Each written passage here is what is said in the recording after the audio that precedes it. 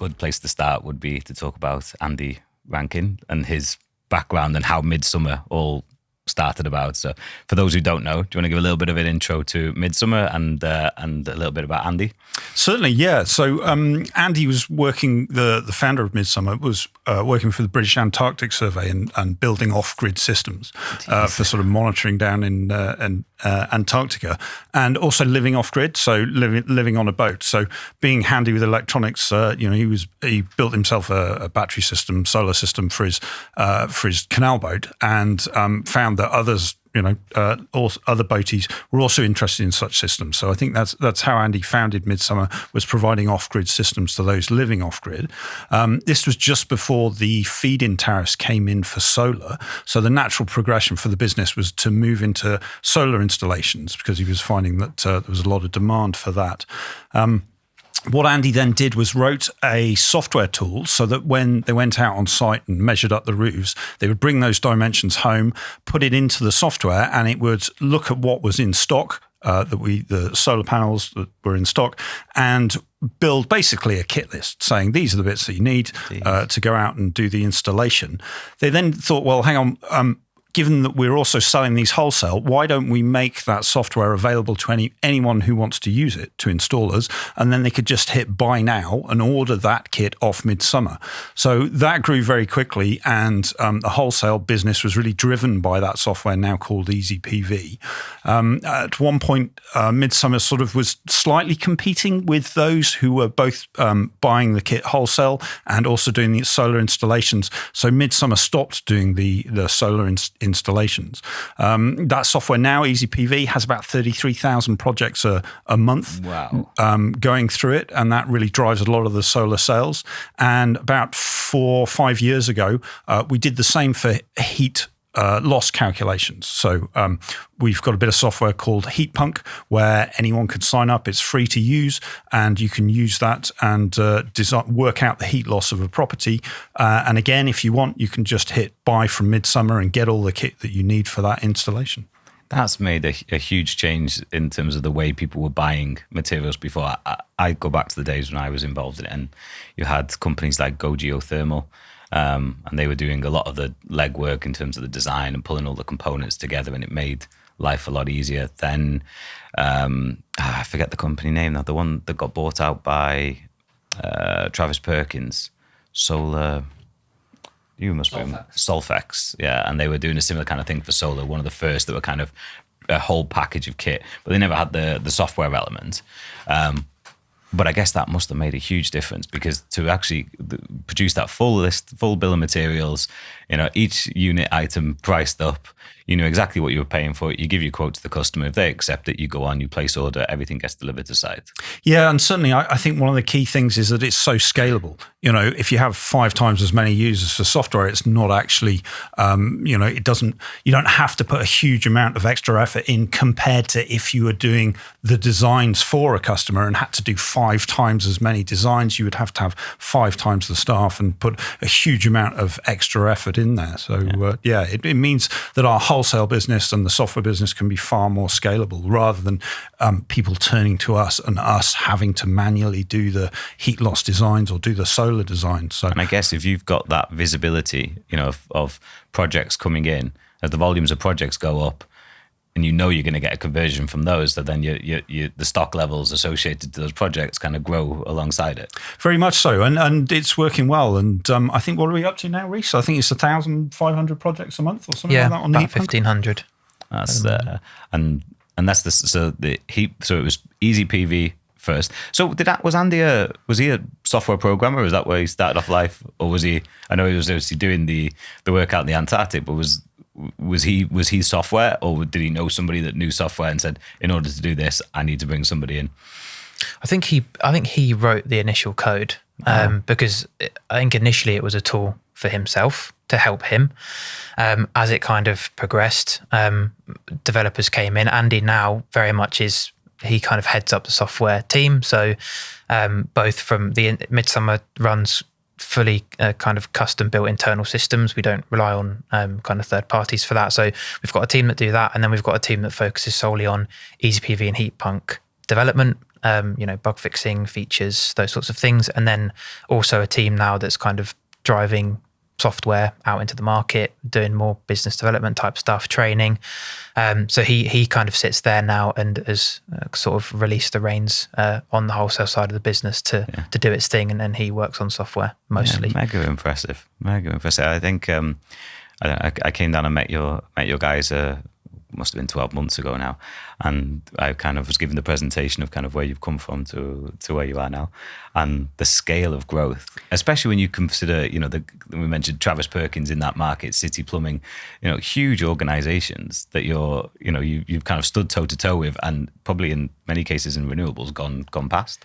Yeah, and I think last year we were in the FTSE 1000. So in the Financial Times keeps a list and publishes a list every year of the top 1,000 quickest growing companies in Europe, and Midsummer was in that list. Oh. So yeah, for a couple of years they were doubling in size. So it's a bit of a solar coaster. So some of it is driven by that. Yeah, it went a little bit crazy. A couple of years ago, there was a big, huge spike in solar demand. I can't remember if there was a kind of a political event, but Midsummer kind of had doubling of growth year to year for a couple of years, and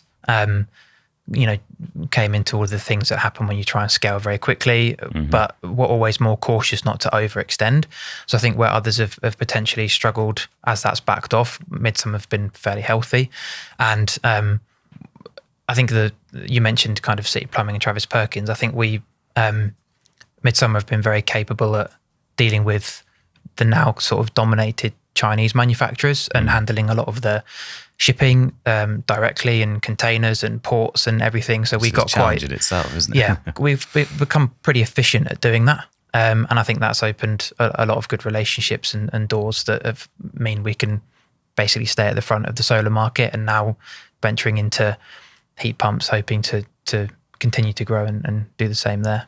I think that's certainly helped us on the heat pump side. So, for example, I think we're one of the only wholesalers who buys container loads of Samsung direct from South Korea.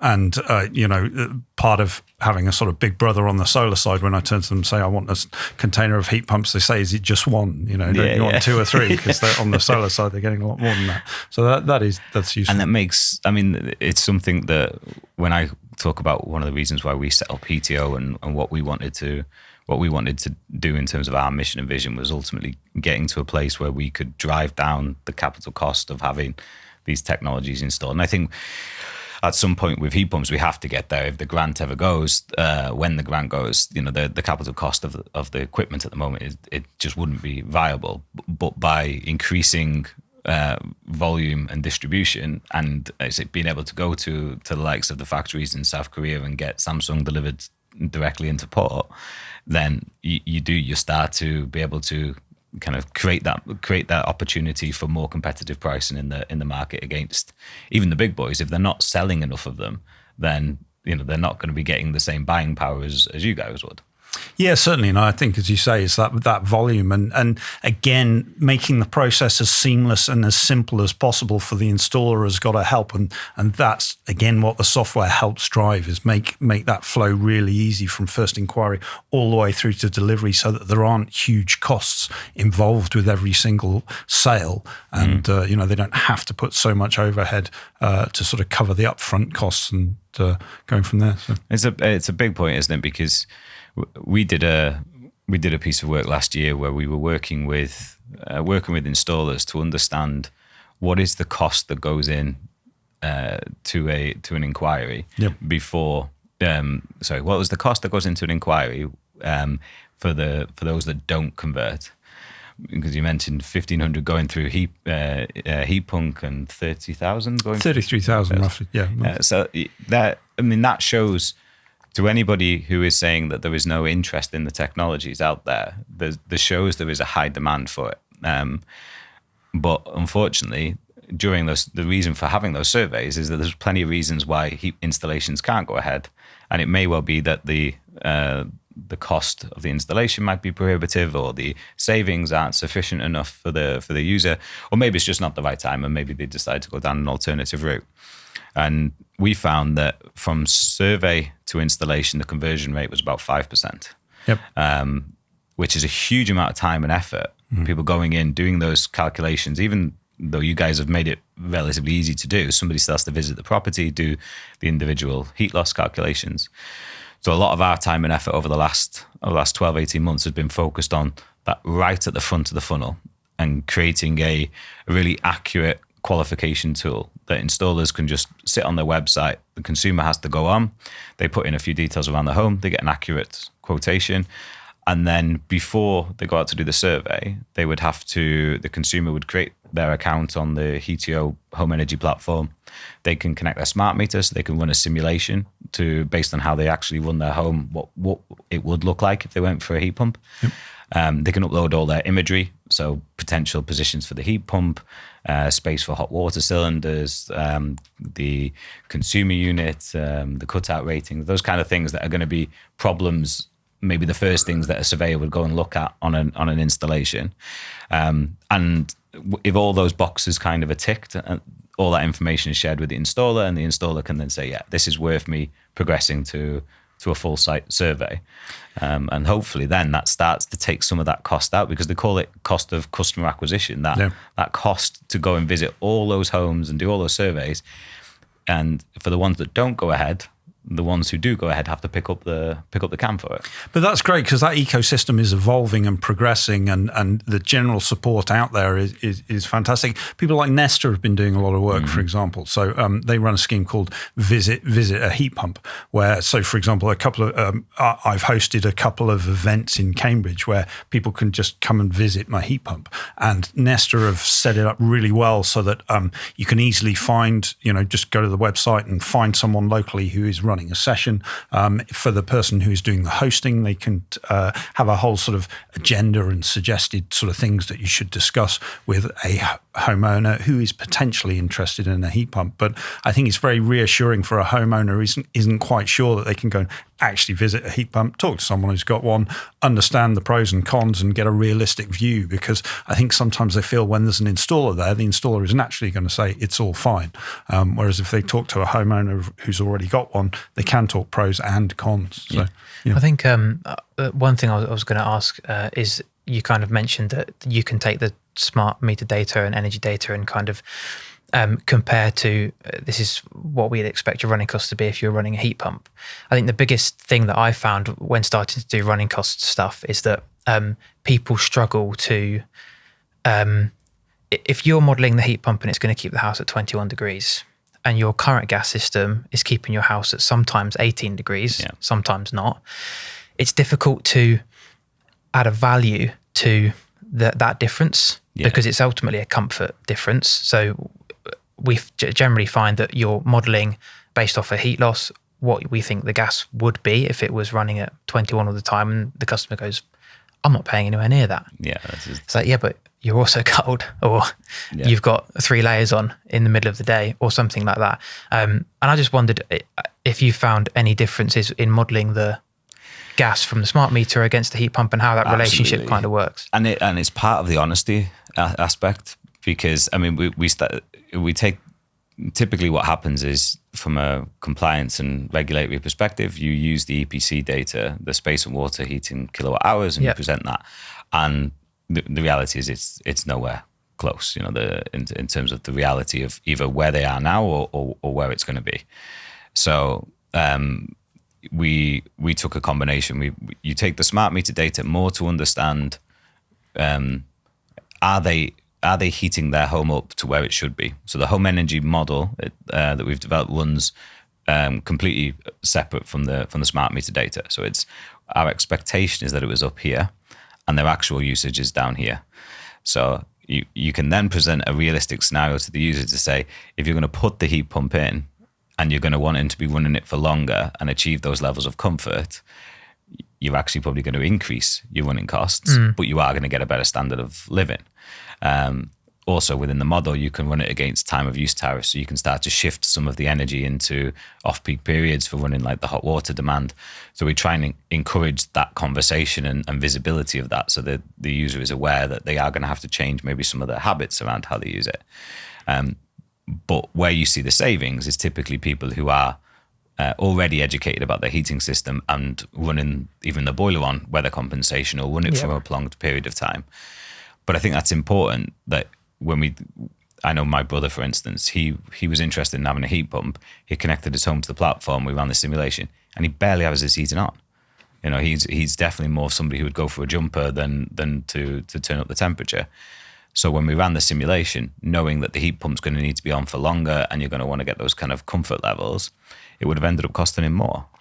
It's tricky though, because it's very hard to put a value against comfort, and it is, I think one of the great benefits of heat pumps is it's just a lovely stable temperature all the time. I mean, I'm now at the point where we go and visit the in-laws and my wife complains. She's like, why is it hot and cold all the time? It's possibly even the same average temperature, but it's just the fluctuations that you don't get with a heat pump. And it's, there's a lot of focus on return and investment, and I sort of think, well, hang on, you don't put a new kitchen in for return on investment. I didn't decorate the lounge for return on investment. It's because I wanted to live in a more comfortable house. Yeah. But that's a very hard argument to get across and a very hard argument to make, I feel. I think especially if you've got if you're up against the cost of a replacement boiler, that's the general equation, isn't it? If my boiler's broken, I can either go and just have another boiler put in. So part of it feels like the heat pump needs to be more attractive.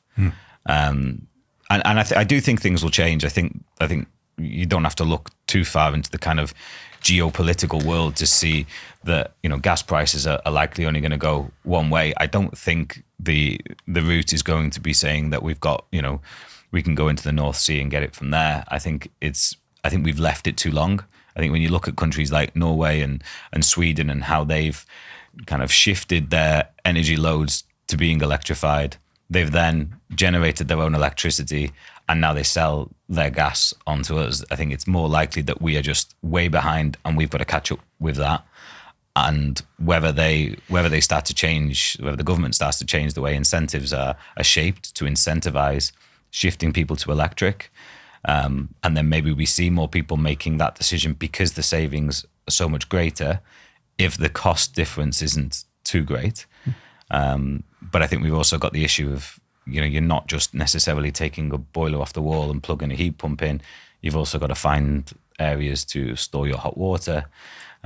You've got to find space potentially even to fit the heat pump, and we've kind of squoze houses into lots of small spaces. But I think there's a lot of interesting technology development that's going on out there. So, for example, sort of instant boiler replacement. You've got people like NewSkew who are looking to basically, a boiler dies, you straight away put a heat pump in, and the kit that they're developing will enable you to pretty much just replace a combi boiler. You've got people like Adia Thermal who are, there's always this debate, how many radiators should I replace? Should I replace all of them? One installer said I need to replace all of them. The other said I can get away with doing 2 or 3. Bits of kit like Adia Thermal, which is quite new to the market, that is aimed directly at controlling your system in such a way that it should at least be the same cost as a boiler, and then it gives you the data which enables you after a while to work out, well, actually, if I replace these 2 radiators, I can drop my flow temperature and I can cut my cost. So for someone who's doing retrofit, for example, there are solutions. So you don't have to make those decisions instantly. You can find out, you can get the data and then make a logical decision and upgrade as you go along to some extent. So I think there are technological solutions coming along which are fixing that and doing the optimization. And I think time of use tariffs have got to help a lot as well. And that's where those optimizers, things like Homely, come in as well. Where do you think is if you had to pick the single biggest win, if you were to say, you guys obviously want to promote more, or sell more heat pumps and sell more solar, I'm sure into the right environments where people are actually going to reap the benefits of it. But if there was one change, I'll ask you both individually, one change that you could make that you think, if you go on our TikTok channel, you will see that there is scathing comments about heat pumps, 99% of them. So if there was one change that you could make that you think that would turn all the people that hate heat pumps into people going for it? I think to some extent it will come down to peer influence. So those who've got them and they are working well, that is one of the best ways of communicating that a technology is functional and it works. The fact that your neighbour's got one and he says it's absolutely fine, it works well. So really it's almost back on the industry to make sure that those installs are good quality and they work well, because it will spread. I didn't even notice that my neighbour put a heat pump in, and next time once they put it in and I noticed, I chatted to them about it and they said, yeah, it's absolutely fine, works fine. We've had no issues and it's cheaper to run than our boiler, So it's the technology being installed well and the message getting out amongst neighbours. To some extent, a bit like EVs. A lot of fuss about EVs, but actually, when you talk to most people who've got one, they say, yeah, it's great. Charge it up at home. I don't need to go to the petrol station. Range isn't really an issue. I can get anywhere I want to. I can charge it as much as possible. And I think it's that sort of almost snowball effect. If the industry does its job well and does the installs well, the word of mouth and the sort of your friends, colleagues, your neighbours having one is the thing that is really going to drive progress. Normalizes it, I guess. Then, yeah, builds completely. Confidence. So yours would be positive news stories around good quality installations going on. Very much so. And knowing that, neighbour's got one, it's perfectly functional. You're chatting to him at a party and he says, yeah, straightforward. So it's back to the industry making sure that the installs that they do are good enough quality that people will recommend them. Well, what for you, Rhys? What would you go for? I think I'd probably have to say the spark gap. Purely because I think if we look at EVs, if you look at solar, if you look at batteries, generally you can get returns on those three elements, and there are semi-sensible payback periods. I think the biggest driver of rational decisions in a kind of mass market, if you ignore the early adopters who are looking at the tech because they like heat pumps and they're greener and that sort of thing, lots of it does come down to cost, money in the pocket. It's the main driver of the common person's decision. Heat pumps kind of sit in this kind of separate bucket at the moment compared to those other techs I mentioned a second ago, where it's not always quite clear what your running costs may be, and they are competing with a very cheap gas price. So that kind of mindset from, I've got solar and batteries, I've got a 6-year return. What's my payback period on a heat pump? We're like, 12 years, 15 years. And I think you can get better paybacks than that, especially if you factor in time of use tariffs, you get a good quality installation, they can definitely come down. But I think to get them installed at scale and working well, I think the biggest driver there is going to be electricity costs comes down compared to gas, hopefully not. Gas goes up, and we then see people making that decision because it makes sense financially. I think that's kind of where EVs are now. It's actually makes financial sense if you switch to an EV, if your car's getting to the end of its life or you fancy a change. And that's because petrol prices are so high, diesel prices are so high. So people, if they charge from home, they can be charging them 7 pence a kilowatt hour or something. And you've got other aspects. The actual running of the car is cheaper. You generally don't have the same costs, kind of MOTs and services, less to go wrong, those sorts of things. So I think the spark gap is probably the one thing I think that would drive things a lot. I think feels like there's going to be something coming that it's either going to be an extremely painful experience for the UK population, or it's going to be heavily subsidised by the government to try and get people onto gas, because we need for that switch to happen. When you consider, I think it's something like 85-90% of homes in the UK are on gas, and then you've got 80 to 85% of those on gas homes have combi boilers. So trying to do what we're doing now, which is not only should you have a heat pump, but you also need to then find suitable hot water storage. There is solutions you mentioned coming along that are kind of hybrid systems or combining those systems together. But I think the closer we can get to saying to somebody, even leave your boiler in, put the heat pump outside, let the heat pump do the load that it can, let the combi boiler do the hot water, build that confidence, allow people to have the benefit of those systems.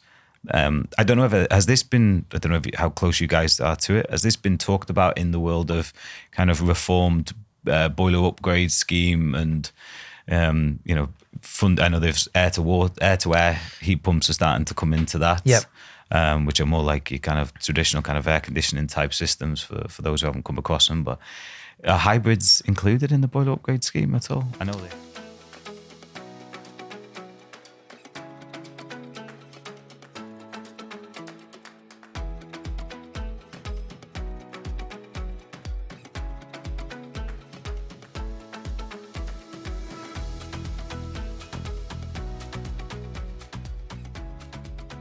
I know they haven't been, but I don't think they are in the recent updates. No. But I do think that hybrids have a place. I think that if you take a step back and think that ultimately you're putting this into somebody's home and they don't want increased running costs, or they don't want to necessarily have larger upfront capital costs, and they've got a boiler that's not too old. I think at the moment the kind of hard no, where if you put a heat pump in and it does 70% of the load, you can't get any funding.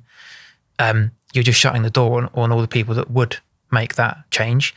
And I think going back to the gas point, people, it's a bit of it seems like a political ping pong at the moment. But if we just took all the boilers and replaced them with heat pumps, even if they weren't that efficient, you're still reducing the overall gas demand if you just burn the gas for electricity. Mm-hmm. So heat pumps are also a way of kind of increasing energy security by relying less on gas imports, because we're just using less gas. And I guess then when you shift that way and you shift more people onto electrified systems, then the investment into homegrown energy, kind of the GB energy approach, more wind, more solar, more capacity going into the grid, more infrastructure, then you're using it. So it makes sense. Yeah, personally, I feel the messaging almost at the government level is slightly wrong. There's a lot of shouting about zero carbon, and what they should be focusing on are the benefits.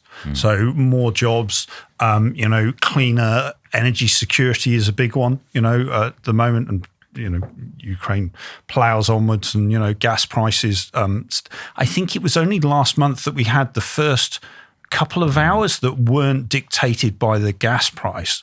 They were completely clear gas wasn't producing. So we're starting to get to the point where, was it 8 years ago where, we had the first week without any coal. I think we're just starting to get to the point where we've got the first few hours without gas, and fingers crossed, that will grow. But I think rather than just constantly shouting about this zero carbon goal, we should shout about the benefits. Manufacturing heat pumps in the UK, jobs in the UK, jobs for installers installing heat pumps, and it's all doable, isn't it? I mean, it is doable. There's companies already manufacturing heat. We've had them on the show that are manufacturing heat pumps in the UK, and you grow those production lines, and you grow those, and you again, that all feeds energy security. If everything you're selling is being imported in, then just because you've got cheap electricity doesn't mean you're not being withheld by other countries' kind of import prices. I've got a slight fear that as those who can afford it get off gas, there will be those who are almost trapped on gas. So I think there does need to be a focus on those who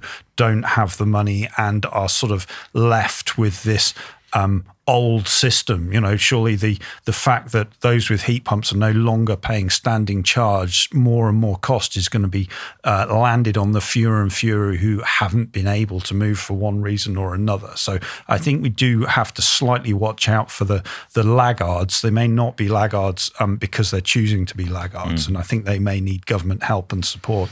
Well, there's an element of, and we've actually seen a few comments on the channel around asking the government to put the money where the mouth is. So, if it's one thing to give somebody £7,500 towards having an installation, but if the installation is costing £13,000-14,000, you're not really helping out those who are most in need. You're helping out the people who maybe have the disposable income to go and buy something like that. Yeah, and I think that's tricky, but the early adopters are almost always, unfortunately, the ones who can afford. We've all got mobile phones because those who had a lot of money started buying mobile phones, and as the production volumes went up, the cost came down. So it is a tricky one, but if you support those early adopters, then you get the early majority joining in. And the same as the sort of feed-in tariff drove the solar installations, and the prices came down, and then the solar grew to the point where those you can afford it without the feed-in tariffs. So it is a tricky one. Yes, in effect, you're basically subsidising the sort of middle classes, so to speak. But you could argue that is what is going to bring the cost down. If it gets the adoption up. I guess you need to do that initial adoption for the installation network to be there, for the distribution network to be there, to actually get it so that you've got a kind of a foundation of an industry that can support the next level of growth. But where do you think we are in that adoption curve? If we take solar and heat pumps are obviously at very different stages. Yep. Where would you say solar is now, and where would you think heat pumps are? How come to you first, Stuart? Well, I mean, it's nice to see in the warmer home plans that there's a lot more support for solar. I'm sure we've all driven around the country seeing new builds and they've got 2 solar panels on them. I think that almost every suitable roof should be covered in solar. It seems daft that it isn't. I mean, at one point, I think solar panels were cheaper than plywood per square meter. Which is almost ludicrous. So I think that solar should almost by default, be covering car parks and areas like that. So I'm keen that is pushed forwards. And again, I think that I would argue that that's an energy security thing, not just we need to be green and a job side of things. I think heat pumps have still got quite a long way to go. But there's a lot of work being done, a lot of progress being made. Again, things like the Warm Homes Plan are going to help, and eventually when new build moves to heat pumps, that will help even further, again, provided the quality is there. So there's still a lot of work done to in terms of education and training and that sort of thing. So, would you think solar is coming? Would you say solar is mass market and heat pumps are still early adopters, or are we a little bit beyond the early adopters with heat pumps now? I would think we're getting into the early majority. So yeah, I think we're past the sort of we're past the sort of geek point, I think, and into genuine people who, your average homeowners going, well, I've heard of these things. I've got neighbours who've got them. I need to go out and find out about these. I mean, one of the joys of living in Cambridge is that it is full of weird and wonderful people. I have a neighbour who built himself a ground source heat pump. So he bought an industrial compressor. He did the electric controls. His wife left one weekend because he hired basically what, as far as he described to me, was a 6-foot chainsaw that you drop into the ground so that you can cut where the ground source loops are going to go in, and wired it all up. So everyday kind of thing. Everyday kind of thing. Boiler's broken. After his wife left. Yeah, she came back. But so you've got not for everybody that approach. Not for everybody that approach, but What about you, Rhys? What do you think we are? I mean, do you mind me asking how old are you? I'm 26. 26. So you're the next generation coming through. So do you own your own place at the moment? We've got a house. Yeah. So where are you? Are you heat pump ready? That's an interesting question. It emotionally, yes, but does it make sense at the property at the moment? Probably not, purely because it's only about 4 years old. The property, it's got a fairly new combi boiler in it.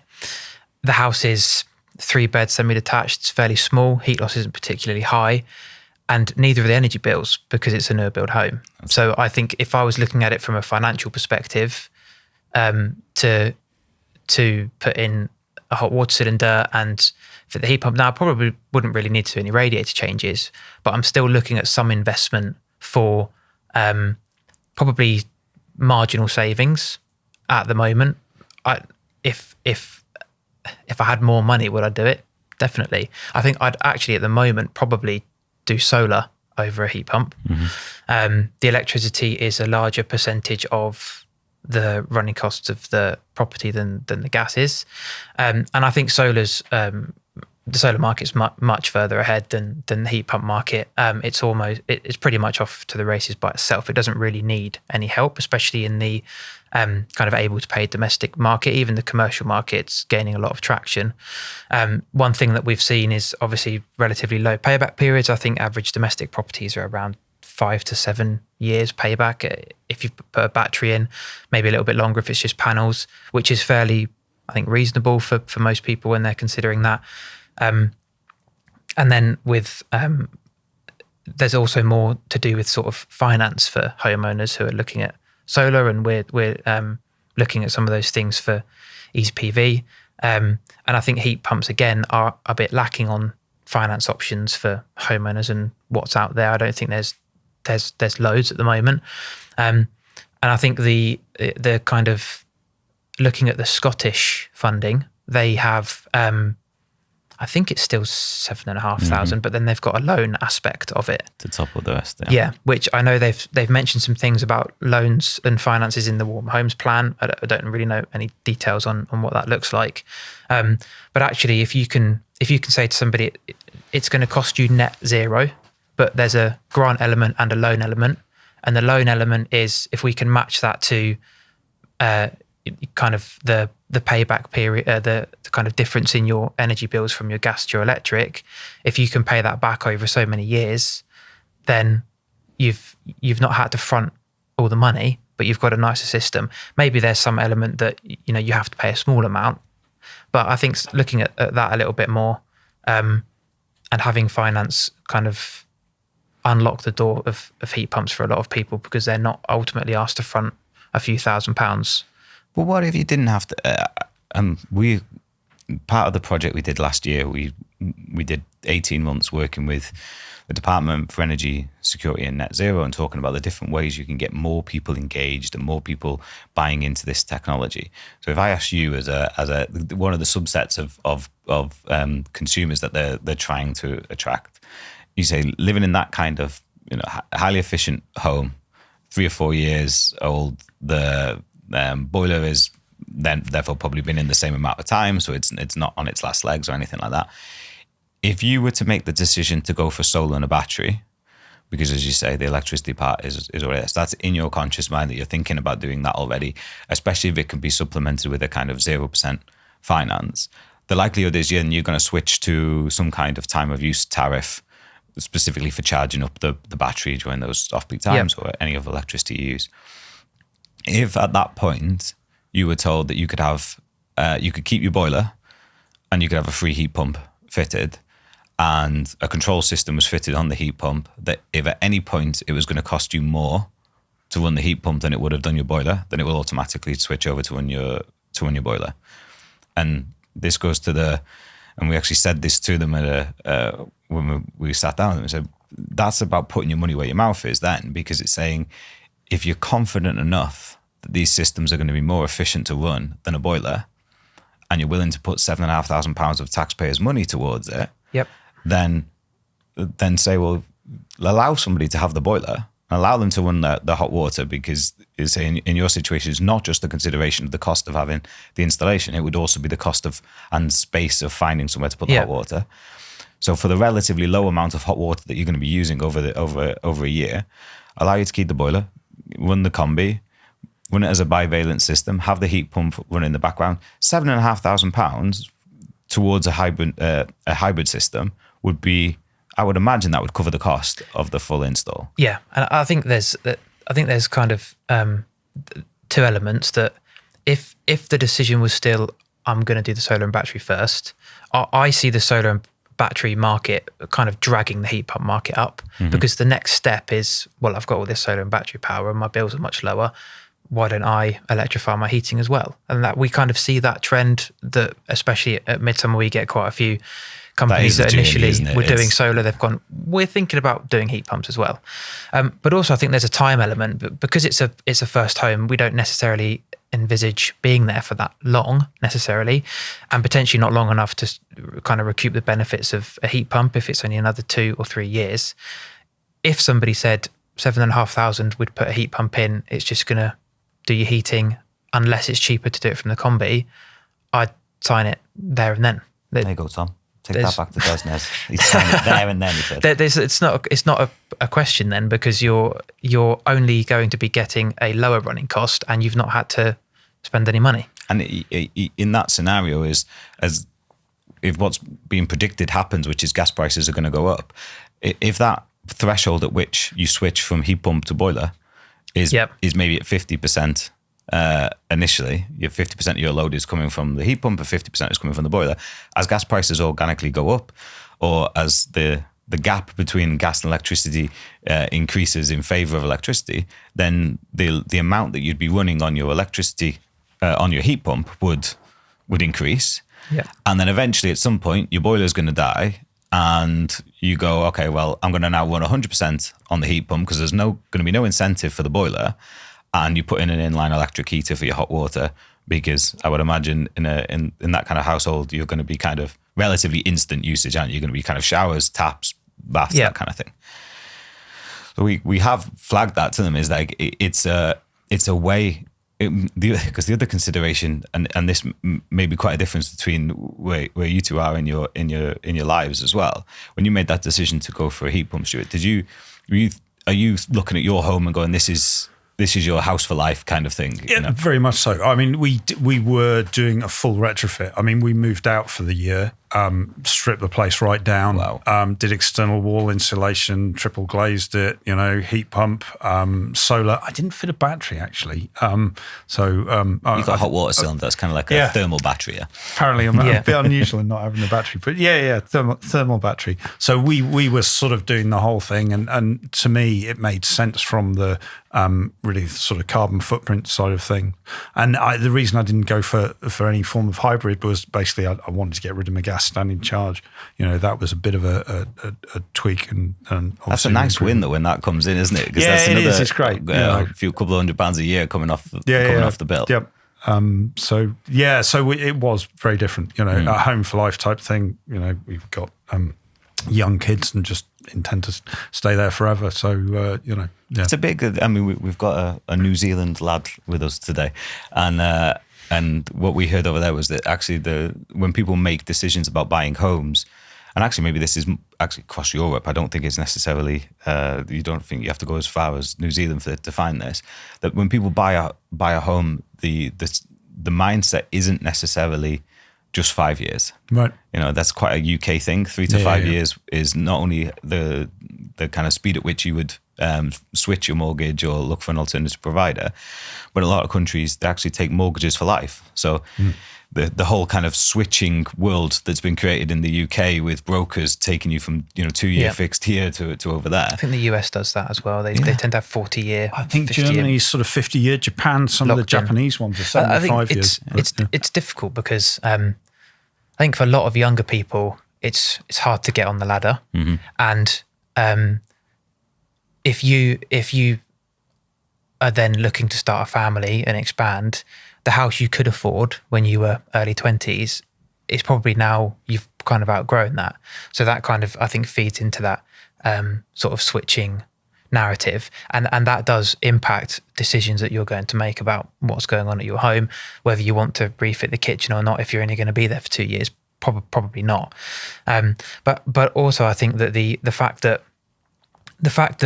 buying a relatively new house, or we didn't buy it new, it was kind of one owner after us, that house wasn't installed with a heat pump to start with, when it's the optimum time to do it, where you've got a fresh canvas, you can run probably 35 degree flow temperature in the house, definitely beat gas running costs. Now I would have to go and take the £7,500 grant and probably add a bit more capital just to make some tweaks that probably shouldn't have needed to be done in the first place. Yeah, if you consider the actual age of that property, and the technology, because that's where you get the volume from, isn't it? You mentioned before, if you start rolling out this stuff and mandating it across new build. They're 40 watt per square meter max houses.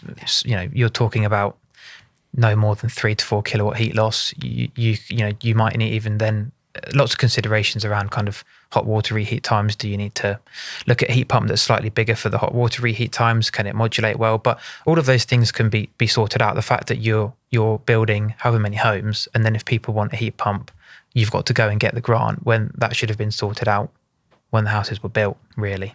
I think anyway. And normalising that and getting more people into that mindset that actually when they're buying a house and they turn up and, is this, if they are, even when they're only in the house for 5 years, is the house, ready for the next 5 years? And that could be, considerations around. You mentioned still new builds going up where they have a couple of panels on the roof. Homes that don't have, if they have solar but they haven't got battery storage, or if there isn't any hot water storage, because that's a huge benefit, having a hot water tank. And I don't know whether, it's a battery, isn't it? Really? And a huge battery at it as well. For the cost of a hot water tank, which will probably be £1,500 to £1,800 installed, and you're getting I think I did the calculation, something like a 250 litre cylinder is the equivalent of about 13 kilowatt hours of energy storage. If you were to go and buy a 13 kilowatt hour battery, you're going to be paying £6,000-7,000. I don't know. Yeah, I think the time of use tariffs, and I think people even that used to have cylinders or still do, I think that lots of the gas tariffs, they used to have a cheaper nighttime rate, or if it was an immersion heated tank, it'd have a cheaper nighttime rate, so they'd heat it overnight. And actually in heat pump, we've just kind of done some updates for kind of modelling predicted running costs, and part of that is to be able to model a tariff and load shift the hot water, so that you can look at the difference between doing that at I don't know 8 a.m. when electricity's in base rate, or if you've got Octopus Cozy or something and you do it at 1 o'clock in the afternoon when it's cheaper. You could save £100 a year just heating the hot water at a different time, and generally it's going to stay hot until you need to have your showers and things. And so the solutions, I've had one installed in my place. So we had a really old hot water tank, kind of the copper tank with the padded bag around it, and it was in a cupboard where the header tank was about half a meter above it. So showers were non-existent, and the amount of water we had, if the missus used it first, there was never left any for anybody else. And so I was looking around, and actually a fan of our show, and I'm sure you guys supply this product as well, Andrew Bissell, founder for Sunamp. Right, yes. Yep. So I had a Sunamp fitted, and so we were at a point where we were facing we were going to have to replace the tank anyway. It had a leak downside, so it was gone. And I was looking at more traditional kind of hot water cylinders, local plumber coming in, and it came across the Sunamp and had that fitted. So first of all, this thing stands probably no higher than this the sofa. Tiny little thing. It's the equivalent of 210 litres of water. We charge it using electric at night, so it kind of comes on at 1 o'clock in the morning, off-peak electric for a few hours, and then this thing's good. And if we don't touch it, it'll stay warm for days. They're great bits of kit, and I'm surprised they're not more widely known. I mean, we sell a lot of them. I think we're certainly either biggest in the country or number 2 in terms of selling Sunamps. I think I bought mine from you guys. They're great bits of kit. And for example, I think the social housing folks love them because there's just no maintenance. You've got no Legionella cycle. There's basically almost nothing to go wrong with them. I just remember the only challenge with them is the weight. They're pretty hefty. You need stair climbers to get them where you want. 145 kilos. They fill the phase changes is put in the factory, and that's quite heavy. It's almost like you're carrying a full hot water cylinder. That's exactly and what it is. I remember discussions with them about them thinking about how can we get this to be filled on site so that it's not as expensive, not as heavy. Sorry, I don't think they've gotten there yet, so they're still 250 kilos. Like supplying the material that goes, because that's all it is inside. Yeah, it's kind of like a salt, wax, I think. Apparently, it's very similar to flavouring on salt and vinegar crisps. I think, it has phase change and then can absorb and distribute that heat back out again. But they have to, the way that they've, I think, either made them or transporting, or they just haven't got a good way to fill it. And I think if it gets into places it shouldn't, it can break the unit. So they fill it in the factory, but that means they're pretty heavy. Yeah, when they come, and I live in an apartment, so getting it up the top. But they had one of those Zonzini stair climbers. Yeah. God, I think maybe that's the thing. They just need to invent robots to carry these things upstairs, and sort away of with it. Yeah. Now, I one of the main reasons for getting you guys on, because a lot of what we've talked about here is about getting people to know more about this stuff, come and see it, come and touch it, come and experience it, get to know the manufacturers that sit behind it, come and actually see and look at the product. And completely away from the fact that you've done all this amazing software development, and obviously, grown a fantastic, I mean, you guys are distributing out of, I think, is it 3 distributions, 2 or 3 different distribution centres? Yeah, we've got 2 warehouses in Cambridge. We've got another in Glasgow, and fingers crossed we should have another in Leeds pretty soon. Wow. So we've got the Ireland branch as well. So they're owned by Midsummer Energy, and they handle solar battery heat pump distribution in Southern Ireland. yeah, we were over there. Software team were over there a couple of weeks ago. They found that there aren't any shows really for renewables over there, so they created one, and I went over to support on kind of software, heat pump stuff. Fairly new to heat pumps over there, so yeah, we've got the Ireland subsidiary, and then we've got the 3 sites in the UK. Mega impressive. And now onto the new world.